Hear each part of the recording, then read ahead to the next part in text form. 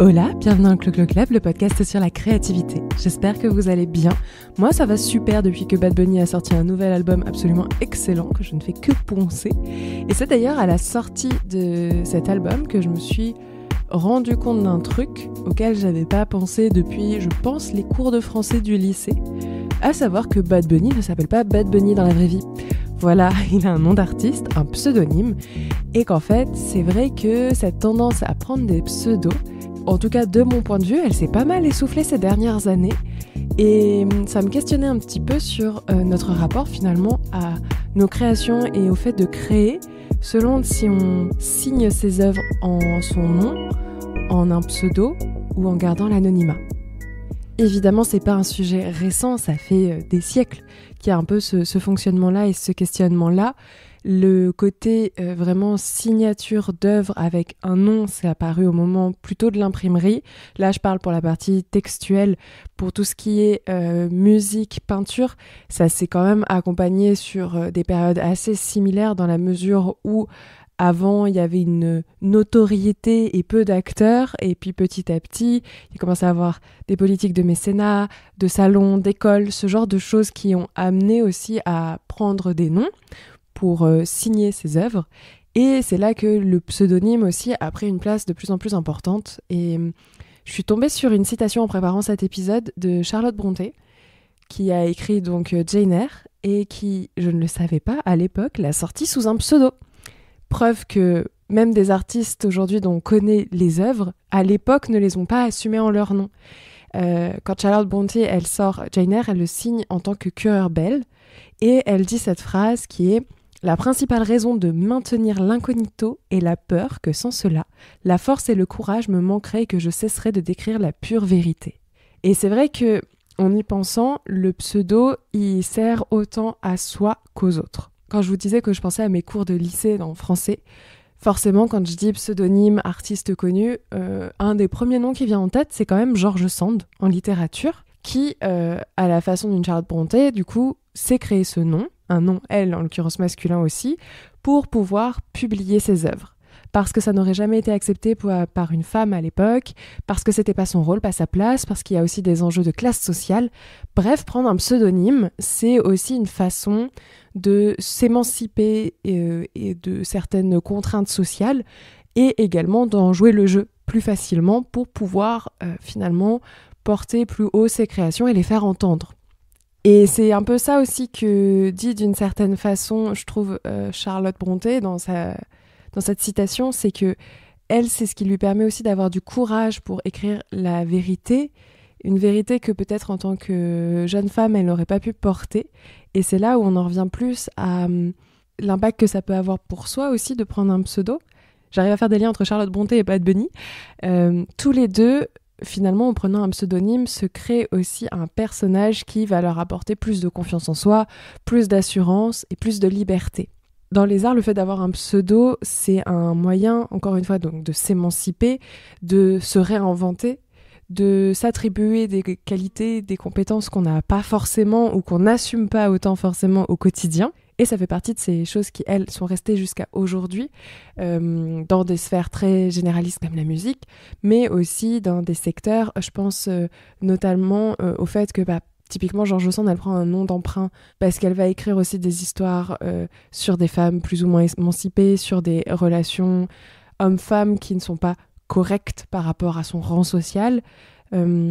Aujourd'hui, la littérature érotique, voire pornographique, pareil, elle utilise encore des pseudos parce que les auteurs préfèrent l'anonymat pour dire ce genre de choses et des choses qui sont toujours pas encore acceptées ou qui sont encore très tabous dans une société et de fait, ils se protègent d'une certaine façon tout en ayant le moyen de publier et diffuser des textes, de diffuser des audios, de diffuser des idées.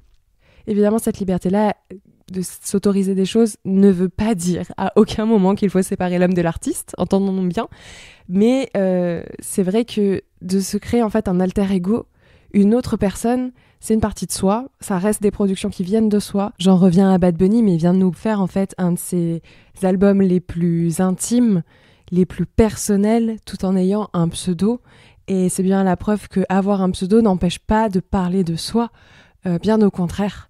que ça lui permet de faire ce focus en fait sur son histoire, sur l'histoire de son pays et de bénéficier d'une aura internationale grâce à son nom de scène, grâce à sa carrière d'artiste, donc à Bad Bunny, et de pouvoir partager ça au monde.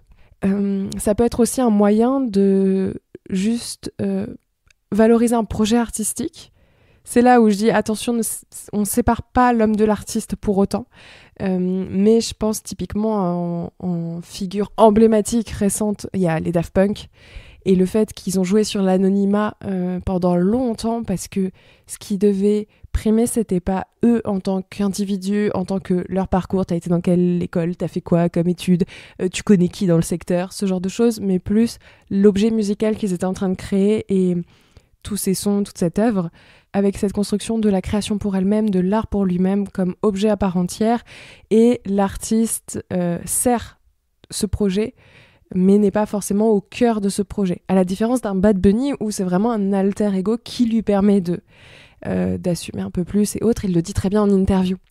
Cette approche-là, en tout cas, de objet artistique ou de prendre un pseudo pour oser dire des choses, ça s'est, je trouve, vachement essoufflé ces dernières années.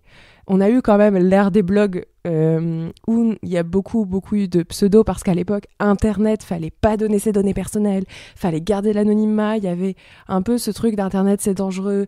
Tu n'avais pas l'habitude de donner autant tes données partout, en fait. Et du coup, il y avait ce côté garder un peu un jardin secret quand on produisait et qu'on faisait des choses sur Internet, quand on créait sur Internet. Et c'est vrai qu'on en est revenu, puisqu'avec les réseaux sociaux, avec la multiplication de canaux et de possibilités de créer pour tout à chacun, on est plutôt sur une phase où tout le monde veut absolument revendiquer son nom, son identité, son individualité, en tombant presque, ça dépend des personnes, mais dans un culte de la personnalité plus que la création en elle-même. C'est plus juste une signature, c'est soi-même. Et ce qu'on produit, c'est soi et c'est associé comme ça. Même moi, finalement, quand je fais le podcast, vous l'entendez, je dis que je m'appelle Chloé, je vous donne pas mon nom de famille, mais il est facilement trouvable sur Internet. J'ai pas pris un pseudo, le Clo-Clo Club, c'est le nom du projet en lui-même, mais je me fais pas appeler Clo-Clo sur les réseaux en disant est-ce qu'elle s'appelle Clotilde, est-ce qu'elle s'appelle Claudine, Chloé, on ne sait pas.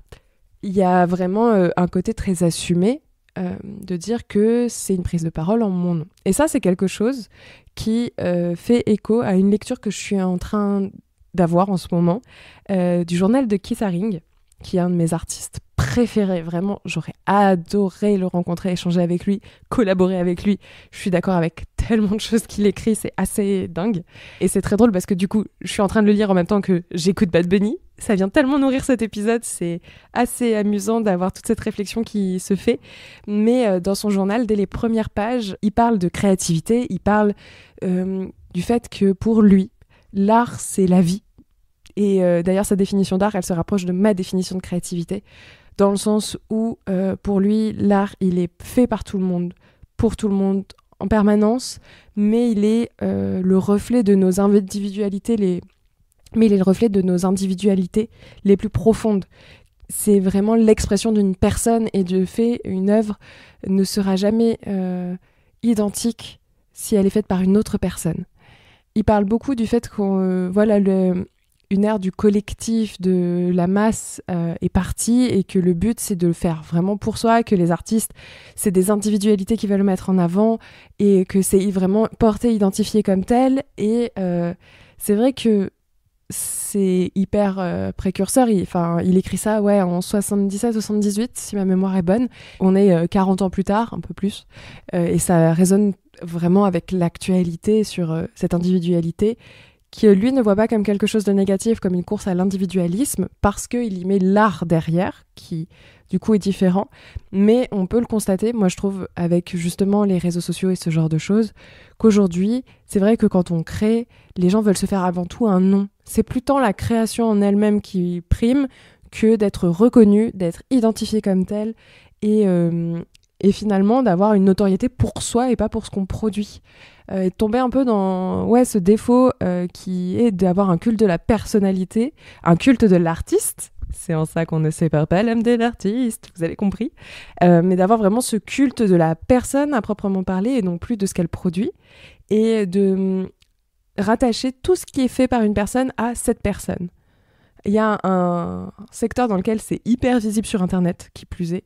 Je parle beaucoup d'Internet parce que pour moi c'est central dans cette réflexion, mais c'est tout simplement au cinéma, les acteurs et les actrices, vous les voyez sur l'écran, vous voyez des personnages qu'ils incarnent.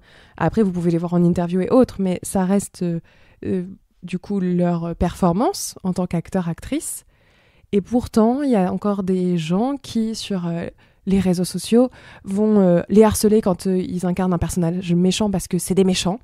Ou au contraire les défendre envers et contre tout en disant mais non mais c'est des gens trop sympas, enfin ça se voit, le gars il est adorable alors que tu ne le connais pas et que juste il joue des gentils dans des films et des productions et d'avoir cette confusion parce que ce qui est créé est associé à la personne, alors avec ce degré en plus chez les acteurs et les actrices qui est que c'est la personne en elle-même, son outil de travail c'est son corps, c'est sa personnalité, c'est de pouvoir camper des personnages où on peut avoir un peu plus de tendance à mettre un éloignement quand c'est de l'écriture parce qu'on se dit que c'est ce qui est écrit ou du dessin parce que c'est ce qui est produit, que c'est pas la personne en elle-même, alors qu'en fait ça vient aussi d'elle et c'est pareil un travail d'interprétation, de message, de donner corps à quelque chose et de fait tout ce qu'on fait est associé à notre personne, à notre nom, à notre signature et il n'y a plus d'anonymat possible. Un pseudo, un Bad Bunny par exemple, il utilise un pseudo mais il est connu pour ça en fait. On sait qui c'est, on connaît son vrai nom, il a un visage, c'est vraiment un nom de scène plus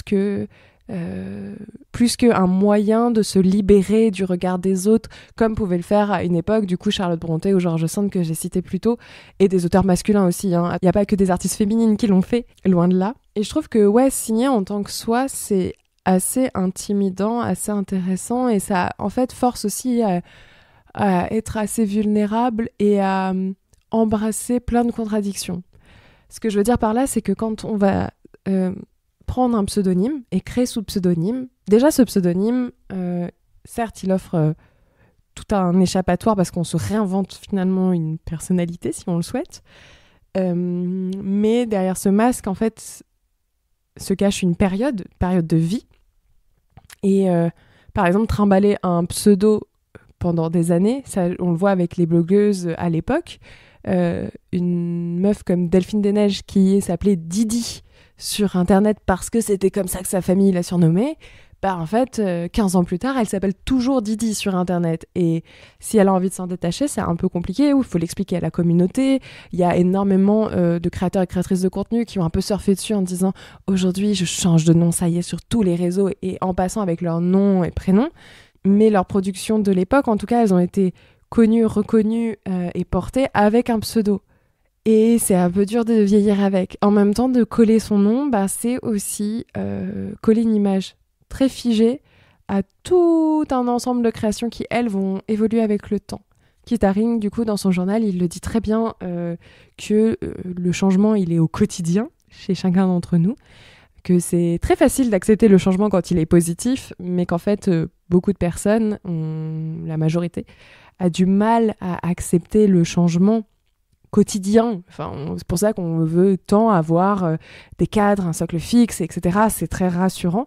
Et du coup, de prendre son nom pour incarner un parcours créatif, artistique, ça veut dire avoir en tête que peut-être que ce qu'on a créé il y a 15 ans, qui n'est plus du tout en accord avec qui on est aujourd'hui, ou très différent, ça va quand même coller à notre image et à notre nom, puisque ça reste identifié à nous et à soi. Et en ça, je trouve que ça apporte un degré d'intimité, de vulnérabilité assez fort, alors que le pseudonyme, lui, va apporter plutôt un élan de confiance en soi. D'un côté, on a une armure, un masque facile à enfiler, qui peut donner cet élan et ce coup de boost dont on a besoin, et de l'autre côté, on a cette obligation, d'une certaine façon, à être entièrement, je mets quand même des guillemets, à être entièrement soi dans sa création. C'est d'ailleurs cette vulnérabilité, cette intimité qui peut être très difficile à vivre. Je pense à des célébrités vraiment à proprement parler, peu importe le domaine artistique, qui du coup préservent énormément leur vie privée, essayent vraiment de dissocier un personnage public d'un personnage privé tout en ayant le même nom dans les deux. Ça crée une espèce de confusion qui est très difficile à gérer. C'est marrant, en le disant, j'ai un exemple qui me vient en tête. Alors, c'est peut-être pas le meilleur exemple, mais je le trouve assez parlant. c'est Angèle qui en parle dans certaines de ses chansons, du fait que son nom finalement lui appartient presque plus parce qu'il est devenu celui d'une pop star et que elle, ça reste son prénom de tous les jours, dans sa famille, dans son intimité. Et cette dissonance-là, elle n'est pas évidente à gérer. Ça donne aussi l'impression aux gens, ce que je disais tout à l'heure avec les acteurs et les actrices, mais de vous connaître alors que c'est pas le cas. Et même à petite échelle, là je vais prendre l'exemple du podcast. Moi je reçois des messages de personnes avec qui j'échange ponctuellement, c'est trop agréable. Et pour certaines, il y a un degré d'intimité qui s'est tout de suite créé dans la façon dont elles me parlent, etc. Et je comprends parce que je partage beaucoup dans le podcast, mais ce que je partage, c'est ce que j'ai envie de créer. C'est pas moi dans l'intimité, c'est pas moi avec mes amis, c'est moi avec un micro. C'est encore autre chose. Et même s'il y a peu de décalage entre les deux, il n'en reste pas moins que vous m'écoutez, vous ne me connaissez pas et je ne vous connais pas non plus. C'est tout le jeu des relations parasociales qui ne sont pas bonnes ou mauvaises. Ça dépend vraiment de ce que vous en faites, comment vous le faites. Moi, je trouve ça trop cool parce que ça me permet de rencontrer des gens très sympas et de créer du lien et de connecter et de partager des idées plus facilement parce qu'il y a une proximité qui se crée. Et je pense que si j'avais un pseudo, ce serait pas tout à fait pareil. Il y aurait peut-être plus de distance ou une forme de mystère qui peut se créer autour et donc de fascination, articule Chloé, de fascination autour de ça.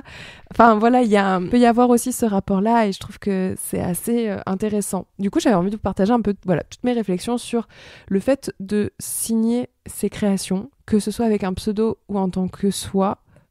C'est donner une petite part de soi finalement en le faisant. C'est accepter que ça fait partie de nous. Après, est-ce qu'on a envie que ce soit avec cette armure ou ce personnage ou que ce soit soi-même, soi intégralement, c'est à vous de choisir. Et pour l'anecdote, quand j'étais au lycée, pendant mes cours, non pas de français, mais de philo, on avait fait nos anagrammes avec une pote. Et le mien, ça donnait Lou Chesteron. C'est assez drôle parce qu'à une période, il m'a servi à écrire des textes que j'ai jamais publiés, mis nulle part. Mais en fait, c'était beaucoup plus simple de ne pas le faire en mon nom. Et j'ai commencé aussi en faisant des blogs avec des pseudos éclatés au sol. La question que je me pose aujourd'hui, c'est est-ce qu'on va retourner un peu vers une quête d'anonymat un peu plus ou de pseudo ? Je sais pas. Je pense que ça peut pas faire de mal par moment d'avoir sur des projets l'individu qui s'efface un petit peu au profit de ce qui est créé. Ça veut pas dire qu'il n'a plus sa patte, mais quand on y repense sur des productions artisanales au Moyen-Âge, alors Moyen-Âge c'est très vaste quand je dis ça, mes sources étant France Culture sur ce sujet, il n'y avait pas de signature par exemple de production artisanale, donc parce que un artisan était soit reconnu pour son style, il n'y avait pas besoin d'aller lui mettre une étiquette, tout comme en vrai vous voyez une peinture de Matisse, vous savez que c'est Matisse, enfin vous vous dites pas je me demande qui c'est. Il y a vraiment cette patte, elle est identifiable et avec ou sans signature, on sait. Même si aujourd'hui, du coup, le nombre de productions est beaucoup plus vaste et donc c'est beaucoup plus compliqué. Et il y a aussi beaucoup plus de copies, très clairement. Et puis, l'autre point, du coup, sur les productions artisanales médiévales, c'était travail collectif. Et ça rejoint un petit peu la réflexion que j'avais sur Daft Punk, c'est qu'ils sont deux. Et du coup, c'est pas chacun sa personnalité, c'est un travail à deux, vraiment à 100%. Et en ça, le nom s'efface. Ou se crée avec, du coup, le nom d'un projet, le nom d'un groupe, le nom d'un pseudo, qu'on retrouve encore aujourd'hui en musique, en vrai, qui est hyper important, je trouve, pour pouvoir porter aussi un travail, une création qui n'est pas qu'à soi, qui est le fruit d'échanges, d'interactions, etc., entre différents artistes, différents créateurs, créatrices. Ça, d'ailleurs, Keith Haring, il n'en parle pas encore de la partie où je suis, en tout cas de son journal, du fait que la création, elle n'est pas qu'individuelle en termes de pratique, et que ça peut aussi naître d'échanges entre artistes, quoi, et que ça pose un peu la question de, du coup, comment tu signes ? Est-ce que tu fais une foule de noms ? Est-ce que tu prends un pseudo commun ? Est-ce que tu mets un nom de projet, un nom de collectif ? Comment ça fonctionne ? Voilà, j'espère que cette réflexion vous a intéressé. Je suis très curieuse de savoir si vous avez utilisé des pseudos par le passé ou même encore aujourd'hui, si c'est quelque chose auquel vous réfléchissez et quel est un peu votre point de vue sur qu'est-ce que ça va devenir bientôt la signature de la créativité et de la création dans les années à venir? Est-ce qu'on va continuer à vraiment garder nos noms à tout prix, avec ce risque de tomber dans un culte de la personnalité et un égocentrisme malsain, versus assumer une œuvre en son nom, ce qui est tout à fait ok et trop cool d'ailleurs. Je suis assez curieuse, n'hésitez pas à me le dire et à écouter l'album de Bad Bunny qui est quand même à l'origine de cet épisode et qui est vraiment super. Si vous avez aimé mon travail, n'hésitez pas à laisser 5 étoiles au Clo Clo Club sur Apple Podcasts, sur Spotify. Vous pouvez aussi me laisser des commentaires. Abonnez-vous sur la plateforme d'écoute que vous utilisez. Vous pouvez partager l'épisode autour de vous, ça soutient directement le podcast. Et puis vous pouvez également m'écrire sur les réseaux sociaux @CloCloClub sur Instagram, Threads et TikTok. Je réponds vos messages. C'est un bon moyen d'interagir ensemble, d'avoir des échanges justement et d'en savoir un petit peu plus sur vous. Où est-ce que vous en êtes dans votre réflexion créative sur le sujet? Moi, je vous dis à mercredi prochain pour un nouvel épisode. Bye!